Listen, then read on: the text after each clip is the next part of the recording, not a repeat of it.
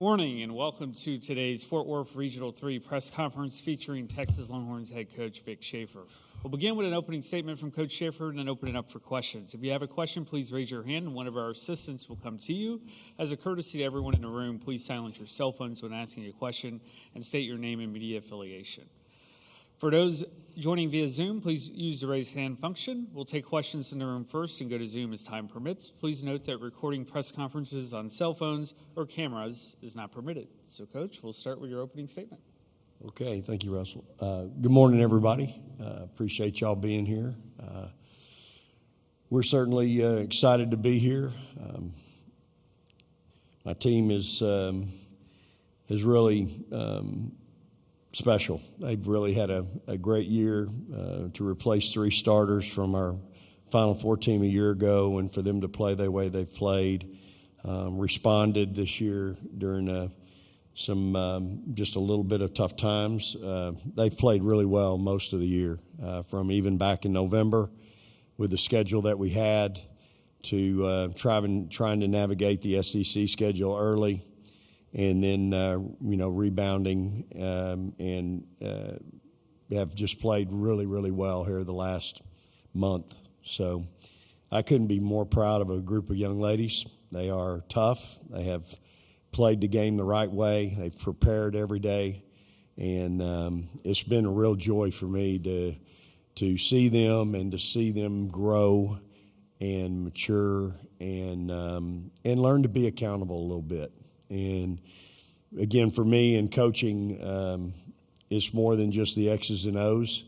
And I'm really proud of this group because I've seen their growth. I've seen their wanting to be accountable, and man, they've got an incredible competitive spirit. So we know we've got a tough task at hand. 2 years in a row now we've had to play an SEC team in the Sweet 16, one of our fellow teams from our league, and we certainly have Kentucky has our attention. A lot of respect for Coach Brooks' team and their staff, and so we're going to have to play really well tomorrow against them. So we've had a really good week, I think, for the most part. And again, I couldn't be more proud of a team. I love this group. They're a lot of fun to be around, and they've been really a lot of fun to coach. Okay, again, if you have a question, please raise your hand and say your name and media affiliation. Lindsay Gibbs with CBS Sports. Kenny Brooks was just in here talking about how much you having your daughters on staff has inspired him and changed the way he involves family in his program. What does it mean to have that be part of your legacy and to see others, what have your conversations with Kenny been like about that? Yeah, we've Kenny and I have had some really unique and special conversations regarding family. He and I have both been through some really challenging and life-altering situations. He with his wife battling cancer, and me almost losing my son, who's the twin brother of Blair, who's on my staff. So I think when you go through those kinds of things, it changes you, and it changes perspective sometimes. And it doesn't mean that he and I aren't any more passionate and intense with trying to do the job we have. But, for me, I can tell you, when I've had a tough day or might get my rear end beat one night, it just takes one phone call to my son to hear his voice on the other end of a phone call, and it grounds me really quick. And so, for he and I, and again, it has been so special, first to have Blair play for me, a little bit 5'5", 5'6", ends up being on the all-defensive team in the SEC. There's only 5 of them. She took 90 charges in her career. That means she probably got trucked about 200 times. Just tough as nails. Her and Sydney Carter, both on my staff, played for me, and both of them probably the two of the toughest kids I've ever coached. And so it is special. And again, to see Blair's growth as a player, in helping take us to back-to-back national championship games her junior and senior year, to now having her on staff, she's earned her way in both situations.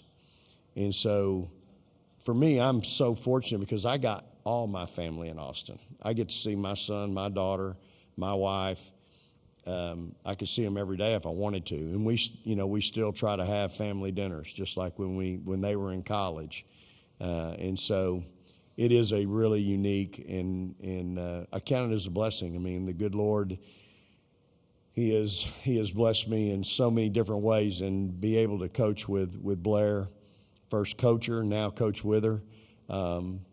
What a blessing the good Lord's given me and our team, because she's really good at what she does. And I think that's the thing. She's thorough, and sometimes I look at her and I have to I ask, man, she's with me till 2 a.m. at the SEC tournament before we're fixing to play. I think Ole Miss, because that was her scout, and I'm thinking, man, where does this kid get it? And then I'm realize who she gets it from. So it's a pretty special thing. Hi there, Cliff Thornton, Fox 7 in Austin. Hey, Coach, two-part question. What, if anything, can you take from your first meeting with Kentucky that's helped you prep for this one? And then second part, just personal preference. I know that there are upsides and downsides to it, but just your personal preference and personal thoughts on playing conference opponents when the stakes are so much higher here come tournament time. Yeah, it's 7 weeks ago when we played them, so I think they're a way different team. They're playing way better. I think we're different. We're playing pretty well too. So certainly I've looked at that film a couple different times. But, when you come from the Southeastern Conference and you have 10 teams in the tournament, it's just inevitable. I mean, you got Oklahoma and South Carolina playing each other. So it's really difficult to dodge it, to be quite honest. And so, it happens. And, again, we beat each other up for we've played 19 SEC games this year, 16 in the regular season, 3 in the tournament. This will be number 20. I'd like to beat my head in against somebody else besides somebody in my own league, but it's the draw of the tournament. And, again, I think that speaks to our league and how good our league is, and you're going to have this happen. It might happen more than once. Last year it happened twice in the NCAA tournament. So it's just part of it, and again, it's inevitable. Hey, Coach, Ansley Gavlak, USA Today. How special has it been to watch Sarah Graves these past 4 years, and then to get to put her in the first 2 round games? Yeah, in coaching, y'all, you have a lot of unique and special situations that occur throughout your career. When you've coached 41 years like I have, I've been a part of some really unique and special situations, and Sarah is certainly one of those. Just an incredible kid. Again, earned her way. Came as a walk-on, earned her way on as a scholarship athlete. What she brings to the table, to our locker room, to our players, to my staff is just, you can't put a value on. It's just, she's such a special, special young lady. And, hey, I'm trying to get her another year.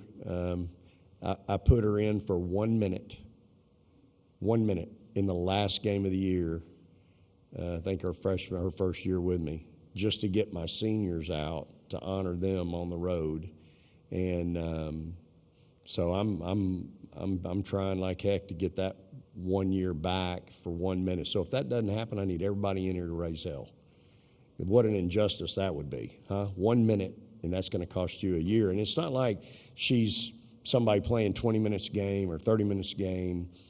Her value, what she brings to the table, what it would allow her to do with her master's degree, I don't think people realize that kid sits on a board with professional basketball players, ownership of the Spurs.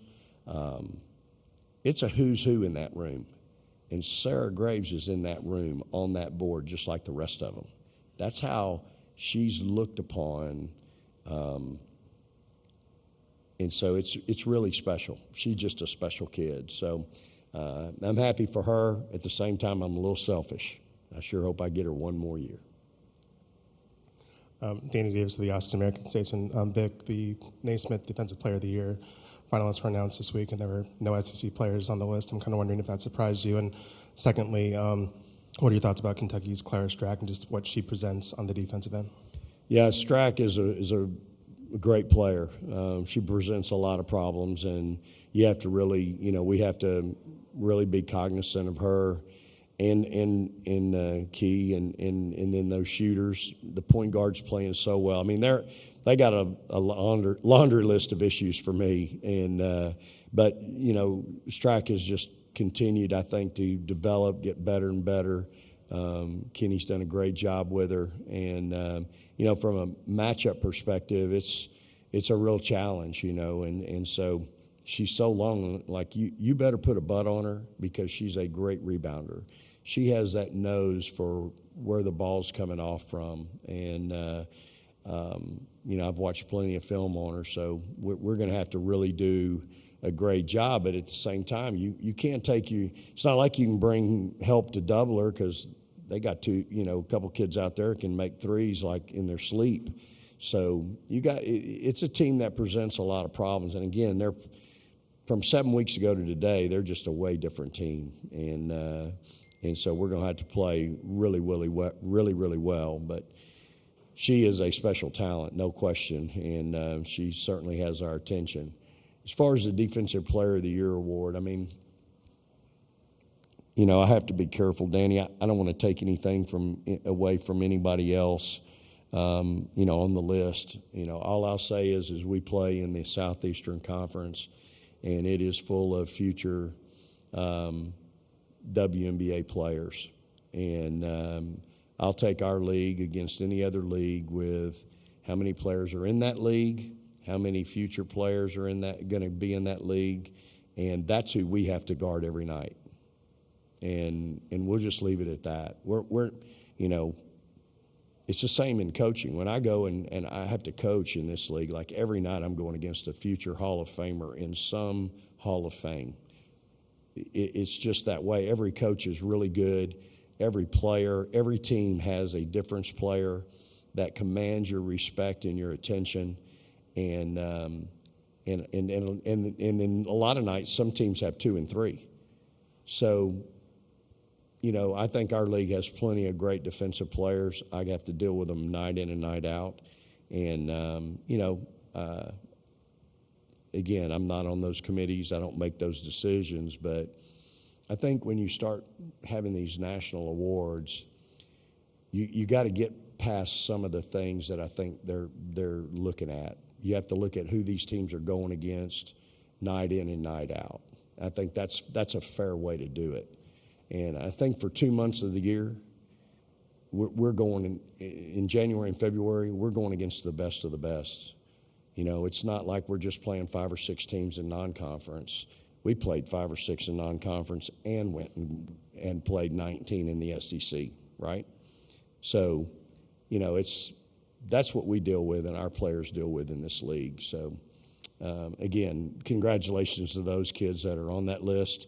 And again, I think we have plenty of players in our league that certainly warrant consideration, and I'm sure they were. Coach, thank you for your time today, and good luck tomorrow. All right. Praise the Lord and hook 'em horns. Thank y'all. The Texas locker room is now open. It'll be open until 11:45. Again, the Texas student-athletes joining us here in about 5 minutes will be Rory Harmon, Madison Booker, and Jordan Lee.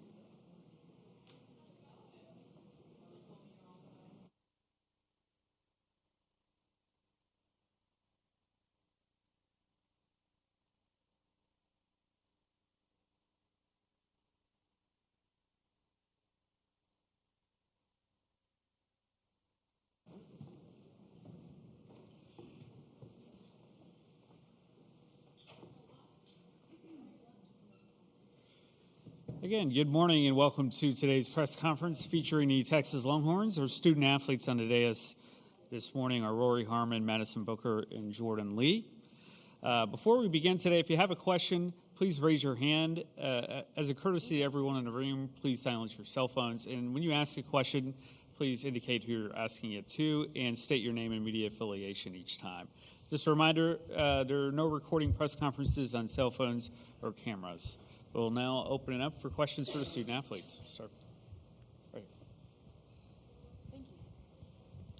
Carolyn Mikauskis, Lexington Herald Leader. Rory, this one is for you. This matchup features two finalists for the National Point Guard of the Year. If you could just speak to what you see from Toni Morgan and what's interesting about her game in this rematch. Yeah, so she's a great point guard. Matched up with her already one time, but she has a lot of patience, and I think that's what you need to have to be a great point guard, and I think she's a great point guard, but she facilitates the ball really well. She gets downhill. She gets our teammates involved, so yeah, she's a great point guard, and I can't wait for the matchup. Hey, Rory, am I on here? Yeah. Cliff Thornton, Fox 7 from Austin. Rory, I was just going to ask, what was your takeaway the first time you played Kentucky, and how much do you think what you saw from them and how you guys look at that time will help you this time around against them? A great question. We had them. I remember we had them up for a little bit, and they started making their way back, as a great team does. But looking back, I think Madison didn't get too many shots. It was that type of game where she just didn't get enough shots up, and I think we need to work a little bit harder as a team for that to happen. But obviously our defense was really well, and that was in February, am I right? Like early February. So now we're in late March, and so both teams obviously have improved their game really well. Film has looked different because we're looking at film from their most recent games versus like when we played them in February. People are playing better and doing better as well as we are. So I think it just comes down to who executes the best and who gets the most rebounds. Chantel Jennings with The Athletic. Rory, I know you've worked really closely with Sydney Carter while she's been at Texas. I'm just curious what it means to you to be working with her, how she's elevated your game to be with someone who won a title as a player. Yeah, Sydney's amazing. She's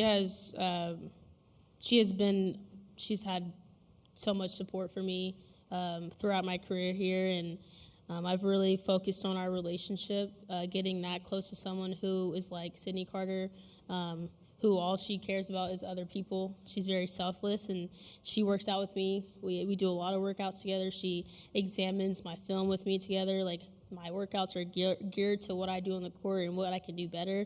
But she's always been in my corner. And it's not just basketball. She's always there for me, even if it's like non-basketball stuff, off the court stuff. And so, yeah, she also has won a national championship. So when you're around people who have accomplish things like that, like, you really want to pick their brain, ask them questions. She's always in my ear on the sideline, like what I missed, what I could do in this situation. So I'm super grateful for Sydney. This is for Madison and Jordan. Stephen Hawkins with the AP. It's been 3.5 months, but you guys played a game in this building back in mid-December. Was there talk then about you could be back here in March? Also, just what benefit was it to play that game? And also, you had a pretty good win over an NCAA team. Absolutely. You know, that was actually one of the reasons why Coach Schaefer wanted to schedule that game, was just because we knew that was the possibility to be here towards the end of the year. But, you know, there's a great advantage of having familiarity on being on a court, you know, the way the rims feel, the backdrop, everything of that nature. But, no, we're just excited to be here, and especially in the state of Texas, you know, that's super special to be representing in March. Wait, what was the rest of the question? About playing here versus Baylor like 2 months ago. Like, how it feels to be back in the gym. Oh, no, it feels great. I mean, I think the rim's a tad bit different, but no, I think we played a great game. I just hope we can build on it, come back here and make some more shots here. Alexa Philpott, ESPN. Maddie, this is your third tournament, third regional. If you think back to your first time around with just March Madness as a freshman, where do you feel like you've grown the most in learning how to deliver, to step up, and to play your best basketball in moments like this? I think it's more a mentality thing. I think freshman year, I think I had just a lot of, just shoes to fill with Rory being out and just other things to worry about. Just how I was going to play my defense and all those other factors in the basketball game. But I think now transitioning to my junior year right now, it's more just a mentality thing. It's more of a dog mentality and coming out here and hunting for my shots and also make sure my teammates are getting open. I think also being a leader too, being vocal, make sure his energy always on the court, make sure my teammates are great and ready to play. So I think now it's just more of a mature mindset with making sure that we're prepared. Hey y'all, it's Meg Hall from USA Today. This question is for all three of you. Coach Schaefer talked about earlier how he is really proud of you and proud of the journey that you've had here. So I wanted to know, how has he poured into you throughout the season and then especially right now as you begin the Sweet 16 journey? We'll start with Jordan first. I feel like it's super important, to have someone that you kind of see as your role model, whether it's a coach, parent, mentor, to kind of exhibit the work ethic that they expect of you. And that's something that when we're watching Coach Schaefer and all the work that he puts into, whether it's a scout, the practice plan, whatever, that's something that's super inspiring to us. And just we want to step up and do our part as much as he contributes and pours into us. Yeah, I think when you have a coach that really loves the game of basketball and really, prepares and shows passion, standing up late, watching film, and making sure that, our team has everything we need to have and know before we're heading to a game day. I think as a player, you love to see somebody like that, especially if you're a head coach. And I think with the team, I think we see that and we appreciate it a lot, especially it's all our coaches, our whole coaching staff does it. But we appreciate it a lot, and we want to also give back to them and show that we're appreciated that they do that by playing hard. Just make sure that we're on our A game, make sure that we're prepared, because we don't really have to do any of that. They do all of it. We just have to go to sleep, go to school, and then come play basketball. So it's kind of easy for us. So they make it easy for us, so we kind of pay back by playing our best basketball.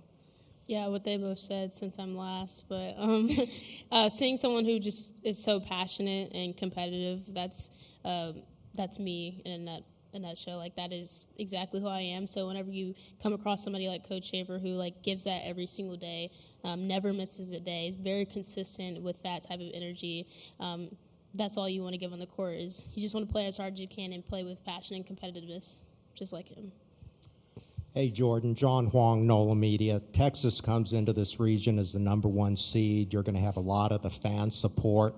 How do you as a team maintain your focus against the team that you've already beaten once this year? I think it starts with our practice and habits. We know that, like I think Rory mentioned, they're a better team, but so are we. And so it's important to not only improve on the things that we didn't do so well last game, but also pay attention to what's made them so good up until this point. Ryan Black with the Louisville Courier-Journal. Kentucky's Amelia Hassett has made more threes than any player in the SEC this season, but when she played, y'all only went 1 from 3 from the field in that regard. How repeatable do you think that performance is, and just what are your thoughts on her game in general?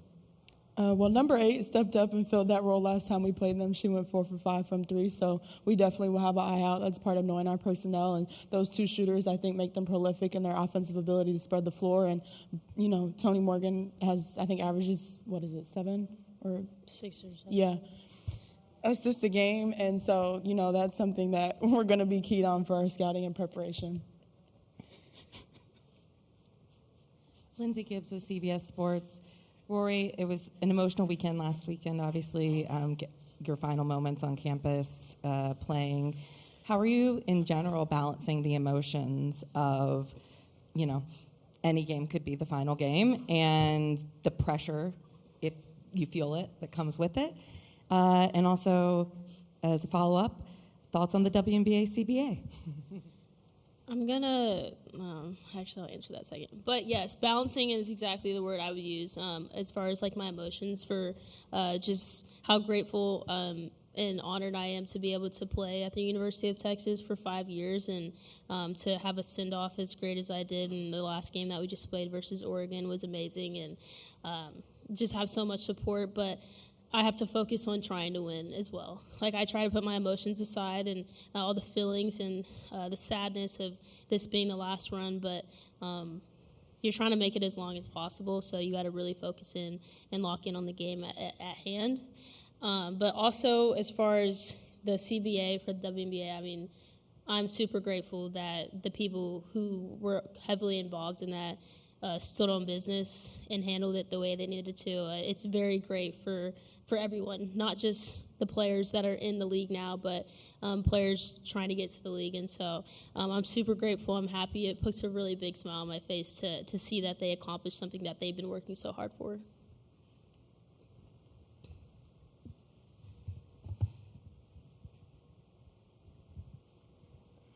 Madison, somebody like Clara Strack doesn't necessarily need to score for Kentucky to be effective. And what other areas do you need to be able to limit her effectiveness? Yeah, no, she is a tremendous player. Like you said, she doesn't need to score to impact the game for her team. She's a great rebounder. I think also she has great chemistry with her other post player, Tiana Key. I just think we need to do a better job than last time with trying to deny her the ball, limit her touches a little bit, kind of make her work a little extra for it, and block her out. I mean, she's a big presence on the glass. So, like you said, she doesn't need to score to really impact her team, but those areas right there, just touch the ball, it really, really changes her team. Any more questions? Just a reminder to state your name and media affiliation. John Huang, NOLA Media. This is kind of a follow-up to Jordan, your answer before. When you're preparing for a team like Kentucky that you've played before, is that easier to do, or does it make you a little bit more cautious in how you approach it? I would say it definitely makes our coaches a little bit more cautious. I would say their hours of preparation are probably doubled in film and just making sure they don't miss anything and potentially trying to anticipate, what Kentucky's game plan is going to be. But it's nice to have a little bit of familiarity with their sets and personnel and have that sort of feel of who we're going against. But I think it's definitely also, like I said, just a little bit, got to be a little bit cautious for sure. And especially at this point in the year, there's a lot at stake and, we want to go out and represent the University of Texas the best we can. Meg Hall with USA Today. Question again for all three of you. What is one thing that Coach Schaefer says that stands out to you all the time? Like just one line that he says that sticks in your mind. We'll start with Rory. Dang. I was waiting because I thought Jordan was Jordan. Let Jordan. Jordan, she got all of the quotes. Go ahead. Probably defensively. We have a lot of emphasis of taking away people's space. So one of my favorites is when he'll say you can read a newspaper between you and the defender when we're not close enough. I need to get more. Y'all go. I need to get more. I don't know. So we our bigs hedge a lot, so I think it's kind of funny seeing him do the Batman. That's what he calls it. Like he just puts his arms out. Let's see. That's a good one. I'm not a 5-player or 4-player, so I don't hedge. But yeah, it's kind of funny just seeing him just do a Batman. I think that's pretty funny to me. Yeah, it's a big analogy. He'll get out, make sure hands out, like when Batman holds the cape out, and just trying to just like that in practice. And so, just making sure our post players have a good emphasis on hedging. Rory, been here for long because you don't have one. Yeah, you have you don't have one. So y'all are fresh. I am rotting by it. I'm just kidding. No, I don't. I think it's time for the next question. Oh, wait, I got one. Oh, I'm ready. Work to win, learn to live, and commit to compete. There you go. One final question. Hey, Rory, John Huang, NOLA Media. When you get to a game like this in which the stakes are so high, what do you think is the biggest mistake that your team can make? Yeah, yes, what Book just said about being complacent and then playing all tied up. You got to let loose and play the game of basketball. We've all been playing for 10 plus years. So we know what we're doing. We're here for a reason. We're at this point for a reason. Our coaches have put us in this position. So just go out there and play basketball and realize just because we're the 1 seed, that doesn't mean anything. We're all competing. Nobody wants to go home. Nobody wants to lose. So just go out there, play basketball, fall back on your habits, and stay together as a team. All right. Thank you, ladies, and good luck tomorrow. Thank you, guys. All right, as a reminder, the Texas locker room will remain open until 11:45. Hammond Communications will post a recording of this press conference in the NCAA Digital Media Hub at ncaa.veritone.com. Transcripts will be provided by ASAP and will be posted shortly. Thank you all for joining us.